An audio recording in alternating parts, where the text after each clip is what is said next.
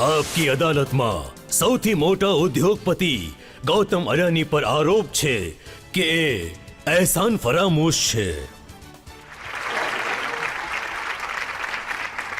ગૌતમભાઈ, જ્યારે તમારું નામ આવે છે ને ત્યારે લોકો કહે છે નામ જ પૂરતું છે, ગૌતમ અડાણી. અને આપણા દેશમાં એક વ્યક્તિ છે જેમણે છેલ્લા 8 વર્ષોમાં બહુ મહેનતથી તમને લોકપ્રિય બનાવ્યા છે. એ દરરોજ તમારું નામ લે છે. નામ તો સાંભળ્યું હશે, રાહુલ.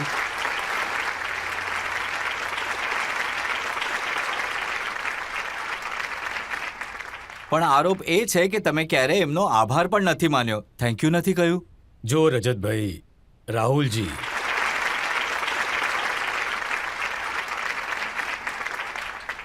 કોંગ્રેસ પાર્ટીના વરિષ્ઠ નેતા છે અને મને લાગે છે કે એઝ એન ઇન્ડસ્ટ્રીયાલિસ્ટ હું એમના વિશે કોઈ ટિપ્પણી કરું એ યોગ્ય નથી. એ સન્માનનીય નેતા છે અને હું જાણું છું કે એ પણ દેશની પ્રગતિ ઈચ્છે છે. એ ઠીક છે કે પોલિટિકલ આવેશની અંદર એ કંઈક કહી દેતા હોય છે તો હું એને પોલિટિકલ બયાનબાજીથી ઉપર લેતો નથી. જો તમે ટિપ્પણી નથી કરતા પણ એ તમારા પર બહુ ટિપ્પણી કરે છે. 1-2 ઉદાહરણ હું તમને આપું છું. રાહુલ ગાંધી કહે છે, આ વધારે જૂની વાત નથી, ફેબ્રુઆરી 2022ની વાત છે, કે મોદી સરકારે હિન્દુસ્તાનના બધા પોર્ટ, બધા એરપોર્ટ, બધા ગેસ, બધું ટ્રાન્સમિશન, બધો પાવર, બધું માઇનિંગ, બધી ક્લીન એનર્જી, ગેસ, બધું જ ગૌતમ અડાણીને આપી દીધું છે. જો રજતભાઈ, જ્યારે તમે આરોપ મૂકો છો તો એક વાત મને કહો કે જેમાં અમે એક પણ કામ વિધાઉટ બિડિંગ કામ કર્યું હોય, એક પણ એવી જગ્યાએ બિડિંગ વગર અને મેરિટસ વગર ક્યારે પણ એ બિઝનેસમાં પ્રવેશ નથી કરતા. અમને પણ ખબર છે ભારતમાં એ પ્રકારના કામ કરવાથી કોન્ટ્રોવર્સી વધારે થાય છે. મારી આખા અદાણી ગ્રુપની એક ફિલોસોફી રહી છે કે કોઈ પણ ચીજ વિધાઉટ બિડિંગ આપણે ટચ કરવી જ નથી. તો આઈધર મારા પોર્ટ્સ હોય કે એરપોર્ટ્સ હોય કે રોડ્સ હોય, પાવર હાઉસ હોય, એક પણ બિઝનેસમાં અમે વિધાઉટ બિડિંગ કામ નથી કર્યું. આ તો એવી વાત થઈ કે તમે પરીક્ષાની અંદર તમે પહેલા નંબર પર આવી ગયા તો કહે છે કે પહેલા નંબર તમે કેવી રીતે આવ્યા? તો કોઈ કહેશે કે એ લોકોએ પેપર લીક કરી દીધું. હા, તો એ આક્ષેપ હોવો જોઈએ. આજે તમારા ઉપર જે આક્ષેપ ઇવન રાહુલજીએ પણ નથી નાખ્યો કે ભાઈ આ બિડિંગ પ્રક્રિયાની અંદર કોઈ ગડબડ થઈ છે અને એ ગડબડને કારણે તમને આ મળ્યું છે. આક્ષેપ શું છે હું તમને કહું. એમનું કહેવું છે કે આ બધા પૈસા જે છે એ જે તમે ઇન્વેસ્ટ કરો છો અલગ અલગ ઇન્ફ્રાસ્ટ્રક્ચરના પ્રોજેક્ટમાં, આ બધા પૈસા બેંકોમાંથી લીધેલી લોન છે અને 2 લાખ કરોડ રૂપિયાની લોન છે ગૌતમ અડાણીની ઉપર, અને આ જનતાના પૈસાથી તમે માલ બનાવો છો. રજતભાઈ, આ તમે આ બહુ સારો સવાલ પૂછ્યો છે મને. હું તમને સમજાવું કે જ્યારે તમે ઇન્ફ્રાસ્ટ્રક્ચર આ પ્રોજેક્ટ બનાવો છો તો કોઈ પણ ઇન્ફ્રાસ્ટ્રક્ચર પ્રોજેક્ટ એમાં બેંકની ડેટ હોય છે અને એમાં પર તમે એક્ટિવિટી લગાડો છો. 30 થી 40% તમારે પોતાના પૈસા લગાડવાના હોય છે, 60% તમને 70% બેંકની લોન લેવાની હોય છે. સવાલ એ છે કે તમે જે કરજ લ્યો છો એ કરજમાં તમારું રેટિંગ શું છે? આજે હું તમારા માધ્યમથી એ કહેવા માંગુ છું કે અમારા કર્જની અંદર અદાણી ગ્રુપ ઇન્ડિયામાં એક એવું ગ્રુપ છે જેમની શાખ, અને એ શાખ કોઈ પોલિટિકલ પાર્ટી અને બેંક નથી આપતી, એ ઇન્ડિપેન્ડન્ટ રેટિંગ એજન્સી એમને આપે છે અને એ લોકો તમારું પૂરેપૂરું ફાઇનાન્શિયલ એનાલિસિસ કરીને આપે છે અને જેના બેસિસ ઉપર જેને લોન આપવાની હોય એને લોન આપે છે. અને એ શાખ ઇવન ઇન્ડિયાની પણ હોય છે, જેટલી ઇન્ડિયન બેંકની પણ હોય છે અને એમાં દર કોર્પોરેટની પણ હોય છે. આજે આ અદાણી ગ્રુપની અંદર દરેક કંપની જે ઇન્ડિયાની પોતાની રેટિંગ છે એટલે કે ભારતની એને સમકક્ષ છે, which is a sovereign rating. જ્યારે અદાણી ગ્રુપ પાસે આટલી ડિસિપ્લિન અને રેટિંગ છે, આજ સુધી મને મારા 25 વર્ષના ઇતિહાસમાં અમે ન તો એક દિવસનું પેમેન્ટ ડિલે કર્યું છે કે પછી ઇન્ટરેસ્ટમાં કોઈ કાપ મુકાયો છે. અને જ્યારે પણ અદાણી ગ્રુપને પૈસાની જરૂર પડે છે, જે પણ ડેવલપમેન્ટ માટે, બધા એને આપવા માટે તૈયાર હોય છે. રાહુલ ગાંધી કહે છે કે આજે કંઈ મળે છે ને એ મોદીજી અપાવે છે. તમે જોઈ શકો છો કે હું 2013 પછી એ વખતે અમે 80% પૈસા ઇન્ડિયન બેંક પાસેથી લેતા હતા. આજે એના ઉપર અમારું વ્યાજ 35% થઈ ગયું છે. અને અમે આખી ઇન્ટરનેશનલ માર્કેટમાં ગ્લોબલ રેટિંગ કરીને આમ જ કરતા રહ્યા. અને આજે ગ્લોબલ માર્કેટિંગમાં ઇન્ડિયામાં કે કોઈના કહેવાથી કે કોઈને પૈસા મળતા હોતા નથી. એ લોકો તો પોતાના રેટિંગ અને ગવર્નન્સને હિસાબે જ આપે છે. અને હું તમને કહેવા માંગુ છું કે અમારી દરેક કંપનીનું રેટિંગ જ જે છે અને અમારા ડિસ્ક્લોઝર છે, અને ડિસ્ક્લોઝર ઉપર અમારી એક કંપનીને વર્લ્ડ વાઇડ 3rd ESG ઉપર એનો એવોર્ડ મળ્યો છે. તો આજે જે છે આ આરોપ સાવ પાયા વગરના છે.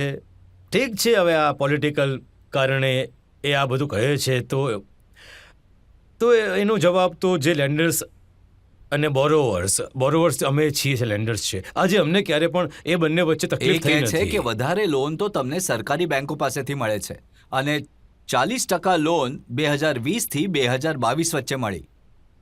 ના, હું તમને કહું છું કે અમારી લોનની માત્રા લાસ્ટ 10 વર્ષોની અંદર, લાસ્ટ 8 વર્ષની અંદર 11%થી પણ વધી છે.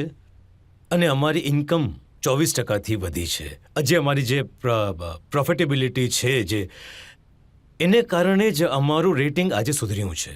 એ તો અમારી બોરોવિંગ કરતાં પણ વધારે વધે છે. ઘણા બધા લોકો એમ કહે છે કે જો ક્યારે અડાણીનો ફુગ્ગો ફૂટ્યો તો બધી બેંક બરબાદ થઈ જશે. આ તો કોઈક લોકોની એવી એક ઈચ્છા રહે છે. પણ હું તમને કહી દઉં કે અદાણીની એસેટ્સ જે લોન છે એના કરતાં પણ 3 થી 4 ગણી વધારે છે. તો એ કોઈના પણ પૈસા અનસિક્યોર્ડ નથી. એટલે આ ફુગ્ગો ઉડતો રહેશે, ક્યારેય ફૂટે નહીં. ઇન્ડિયા જ્યાં સુધી વધતું રહેશે ત્યાં સુધી આ ફુગ્ગો આગળ વધતો રહેશે. હવે આપણે જનતાના સવાલ લઈશું. હા, તમે ફર્સ્ટ 3rd રોમાં. તમે કહ્યું કે નંબર તમારા માટે ઇમ્પોર્ટન્ટ નથી, માયા છે. પણ અમને બહુ ગર્વ થાય છે જ્યારે અમને ખબર પડે છે કે દુનિયાના સૌથી શ્રીમંત વ્યક્તિ જે છે એ આ અમારા દેશના છે. મારો સવાલ એ છે કે તમે જિંદગીમાં ઘણા બધા મોટા રિસ્ક લીધા હશે, તો શું ત્યારે તમને ડર નથી લાગ્યો? જ્યારે તમે રિસ્ક લેતા હો તો તમને એનો અંદાજો તો હોવો જ જોઈએ. આજે અમે ઘણી બધી જગ્યાએ રિસ્ક લીધી જ છે. હું તો એમ નહીં કહું કે અમે બધામાં સફળ થયા છે, ઘણી જગ્યાએ અમે ફેલ પણ થયા. તો રિસ્ક લઈ લીધા પછી તમારી કેટલી તાકાત હોવી જોઈએ કે હું આ નાવડી પાર કરી લઈશ. અને એના માટે તમને પરસિવરન્સ જોઈશે. મુસીબતો આવશે. કોઈ પણ કાર્ય તમે કરશો તો એનો મતલબ એમ નથી કે સફળતાની ચાવી તમારી પાસે આરામથી આવી જવાની છે. એમાં પણ મુશ્કેલીઓ આવશે. પણ જો તમારું ઇન્ટેન્શન સારું હશે અને એમાં તમે પરસિવરન્સથી કામ કરતા રહેશો તો એટલે કે મારો અનુભવ એવો છે કે એમાં અસફળતા નહીં મળે તમને. રાહુલ ગાંધી હજી પણ એક આરોપ લગાવે છે કે મોદીજી એટલો સપોર્ટ કરે છે મુન્દ્રા પોર્ટ ટ્રસ્ટથી, જે તમારું પોર્ટ છે, જે તમે સૌથી પહેલા બનાવ્યું હતું. 2021ના સપ્ટેમ્બરમાં ત્યાંથી 20,000 કરોડના ડ્રગ્સ પકડાયા હતા. 2022ના મેમાં 500 કરોડના ડ્રગ્સ પકડાયા હતા. અને પછી જુલાઈ 2022માં 375 કરોડના ડ્રગ્સ પકડાયા હતા. અને પૂછે છે કે કોણ છે જે બચાવે છે અડાણીને. મેં તો જોયો છે કે આજે ડ્રગ્સ પકડાયા છે. ક્યારેક તમે એ રીતે વિચાર્યું કે આજે ડ્રગ્સ પકડાયા એ સારી વાત છે, અને કોઈ પણ ટ્રક જ્યારે આ જાય એ તો ઇમિડિયેટલી પકડાઈ જતું હોય છે. મતલબ એ નથી કે પહેલાં ડ્રગ્સનો કારોબાર નહીં થતો હોય, પણ આજે હું મારી દરેક એજન્સીને અભિનંદન આપવા માંગુ છું પછી એ કસ્ટમ હોય કે પોલીસ હોય કે DRA હોય, એ લોકોએ બહુ સારી રીતે કામ કરીને આવા પ્રકારના ડ્રગ સ્મગલિંગ કરવાવાળા લોકોને પકડી લીધા. અને મારી પાસે તો જ્યારે અમે પોર્ટ ચલાવીએ ત્યારે અમારી પાસે બીજો કોઈ પાવર નથી હોતો એક્સેપ્ટ કે જે સરકાર કહું એટલું જ અમારે કરવાનું હોય. પોર્ટ ચલાવતા હોય એટલે તમારે ફક્ત કાર્ગો ચડાવવાનું અને ઉતારવાનું હોય. તમારી પાસે કોઈ પોલીસિંગનો પાવર નથી, કોઈ ઇન્ફેક્શનનો પાવર નથી, કોઈ એરેસ્ટ કરવાનો પાવર નથી. એ કામ સરકારની અલગ અલગ એજન્સીઓ કરતી હોય છે. તો આ એ લોકોને ગેરમાર્ગે દોરવાની વાત છે. અને આજે કંઈ પણ પકડાયું ગયું એ વિશે સરકારને બધી ખબર પહોંચતી હોય છે કે કોણ આ કરાવે છે, કોણ મોકલે છે, કેવી રીતે આવે છે, અને સરકારે બધાને દબોચી લીધા છે. પણ આરોપ રાહુલ ગાંધી કોંગ્રેસ પાર્ટી એ લગાવે છે કે વારે ઘડીએ ડ્રગ્સ પકડાઈ ગયું, પણ સરકારે સરકારી એજન્સીઓએ અડાણીની કે એના કોઈ માણસની પૂછપરછ પણ ન કરી. ના, એ ખોટું છે. જ્યારે કોઈ પણ ઇન્વેસ્ટિગેશન થતું હોય ત્યારે એ 360 ડિગ્રીનું ઇન્વેસ્ટિગેશન હોય છે અને એમાં પૂછપરછ તો થાય જ છે. અને એવું કંઈ નથી થઈ શકતું કે સરકારી લેવલ પર કોઈ પૂછતાછને બાયપાસ કરી શકે. તો હું એવું નથી માનતો કે અદાણી ગ્રુપને એ લોકોએ એમાં એવું કંઈ એવું કર્યું છે કે કોઈ સ્પેશિયલ ટ્રીટમેન્ટ આપી હોય. જેવી તકલીફ મને તમારા વેલ્થના કેલ્ક્યુલેશન કરવામાં થઈ, એવી તકલીફ મને રાહુલ ગાંધીના આરોપના કેલ્ક્યુલેશનમાં થઈ. 8 વર્ષથી રોજ 2-3 આરોપો લગાવી દે છે. રજતજી ભાઈ, મને એવું લાગે છે કે તમે રાહુલજીની વાત કરીને ફરીથી રાહુલજી સાથે મારો ઝઘડો કરાવી દેશો.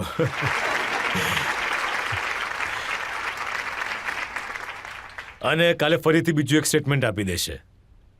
તો હું માનું છું કે રાહુલજી એક સન્માનીય નેતા છે. ઠીક છે, એ પણ પોતે પોલિટિકલ પાર્ટી ચલાવે છે, એમની પણ આઈડિયોલોજીની લડાઈ હોય છે અને એમાં આરોપો પ્રત્યક્ષ આરોપ થતા રહે છે.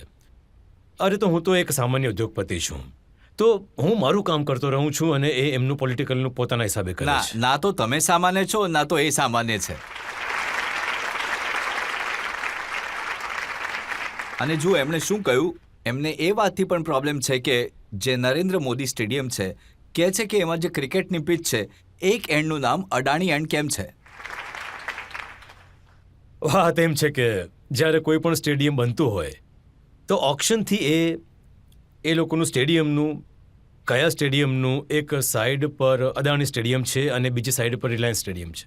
તો બંને ગ્રુપ એ પૈસા આપીને એ રાઇટ લીધા છે. એટલે એમાં એવું શું ખોટું શું છે ખબર નથી પડતી મને.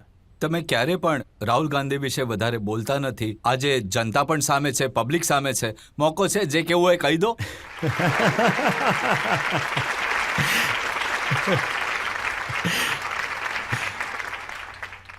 2014ની ચૂંટણી થયા પછી એ ચૂંટણીના સમય દરમિયાન અને પછી જે કન્ટિન્યુઅસલી રાહુલજીએ અમારા પર એટેક કર્યો છે, તો એનાથી તમને પણ અદાણી કોણ છે એ જાણવાનો મોકો મળ્યો અને એને કારણે આજે હું અહીંયા છું. આપ ક્યાં